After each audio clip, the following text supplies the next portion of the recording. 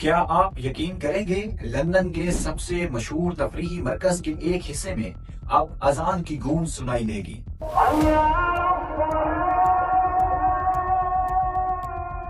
وہ جگہ جہاں کبھی روشنیوں کا شور تھا، جہاں سیاح تصویریں بناتے تھے، جہاں دنیا انٹرٹینمنٹ کے لیے آتی تھی، وہی مقام اب سجدوں کے لیے تیار ہو رہا ہے۔ اور یہ سب ممکن بنایا ایک مسلمان عرب پتی نے۔ لیکن جب اس اعلان کی خبر سامنے آئی تو پورے برطانیہ میں ایک ہلچل مچ گئی۔ کچھ لوگ خوش ہوئے اور کچھ نے اسے روکنے کے لیے شور مچا دیا۔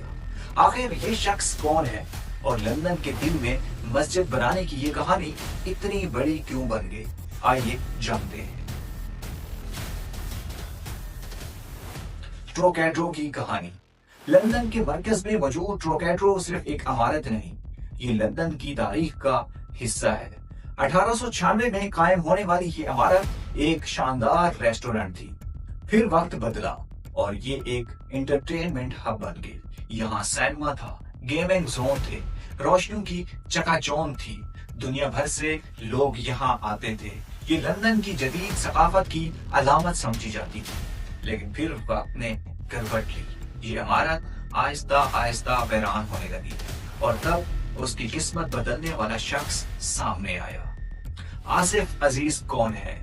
اس شخص کا نام ہے آصف عزیز، ایک برطانوی مسلمان عرب پتی جنہیں لندن میں مسٹر ویسٹ اینڈ بھی کہا جاتا ہے۔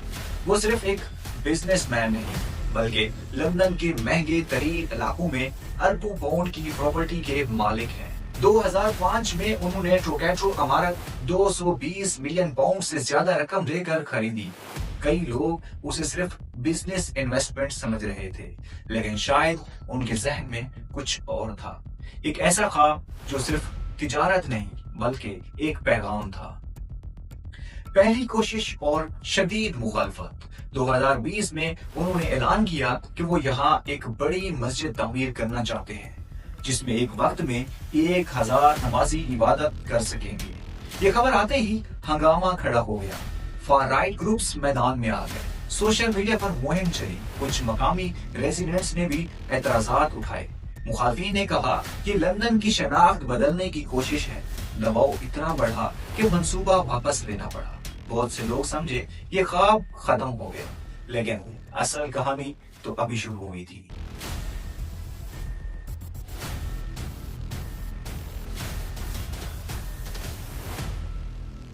خاموش حکمت عملی۔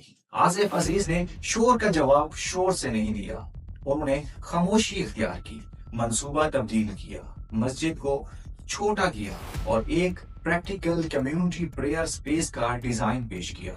390 افراد کی capacity, interfaith dialogue rooms, community support activities اور ایک ایسا مرکز جو صرف مسلمانوں کے لیے نہیں بلکہ پورے علاقے کے لیے ہو۔ پھر مئی 2023 میں ویسٹ منسٹر کونسل نے اجازت دے دی۔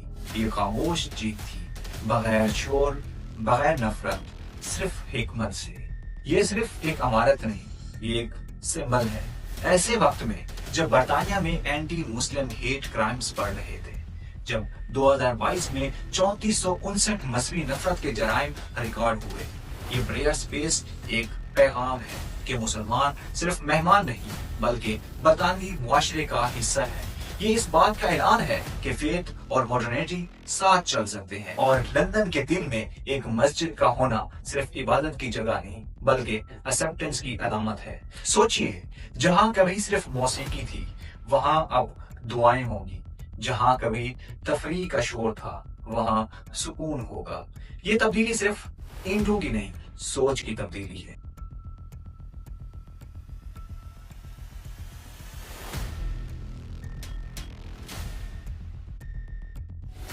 آصف عزیز نے دنیا کو دکھا دیا کہ اگر ویژن ہو تو مخالفت راستہ نہیں روک سکتی۔